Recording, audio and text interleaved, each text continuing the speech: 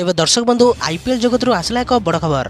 Indian premiere league 2026 19तम संस्करण पर नीलाम डिसेम्बर 16 आबुधाबी अनुष्ठित होब। तेबे समस्त दल सेमानकर रिटेंशन तालिका प्रकाश करछंती एवं फ्रांचाइज बाकी सब स्थान पूरण करने खेलाड़ी बीट करेंगे। तेबे समस्त दल किछि खेलाड़ी को मुक्त करिसेंती जे माने आगामी नीलाम रे यथेष्ट परिमाण रे टंका पाई परिबे। तेबे स्पष्ट भाव में कहूछि जे नीलाम रे खेलाड़ी मानक पई बहुत टंका खर्च हेबो। मेगा नीलाम रे ऋषभ पंत समेत 3 जण खेलाड़ी को 20 कोटी रु अधिक नीलाम पाइथिले।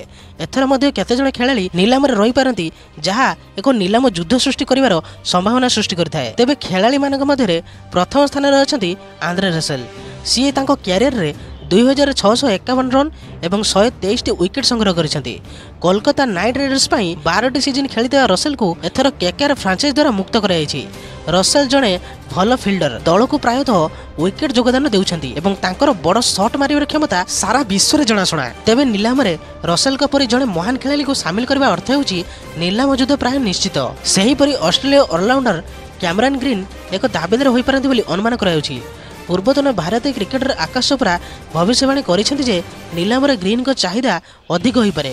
ग्रीन भल फॉर्म रे अछंती, दक्षिण आफ्रिका विपक्ष रे शतक मारिसेंती एवं तांकर टी20 अंतर्जातीय रे 160 रु अधिक स्ट्राइक रेट अछि। तेबे से गोटे समय रे मध्यम क्रम रे बॉलिंग करि परिबे किंबा निम्न मध्यम क्रम रे फिनिशर भूमिका मध्ये ग्रहण करि परिबे। एही क्षमता ग्रीन पई उच्च बीड होई पारे। तेबे आंद्रे रसेल, वेंकटेश अय्यर एवं मोइन अली मुक्त सहित केकेआर को जड़े ऑलराउंडर अत्यंत आवश्यकता अच्छी एवं यार नगद 64 कोटी रु अधिक अच्छी। तेबे आपण मानक कहि रखुछि जे चेन्नई सुपर किंग्स एवं कोलकाता नाइट राइडर्स पाखरे सर्वाधिक टंका बाकी अछि। तेबे डेविड मिलर के भली जड़े फिनिशर अछंती जहाको नै अधिक टंका खर्च करि परिबे केकेआर दल एवं सीएसके दल, काहेकि ना एही बैट्समैन जड़े फिनिशर। तेणु कोलकाता मिलर के पाखକୁ जाई पारे एवं जदि सीएसके नीलाम युद्ध रे शामिल हुए तेबे यह देखिबा आश्चर्यजनक हेबो। तेबे एही भली प्रकार वीडियो देखिबा पई आपण माने एही चैनल को सब्सक्राइब कर दियंतु, कारण एही भली प्रकार वीडियो आपण माने एही चैनल रे देखिବାକୁ पाइबे। तेबे रहिली जय श्री राम।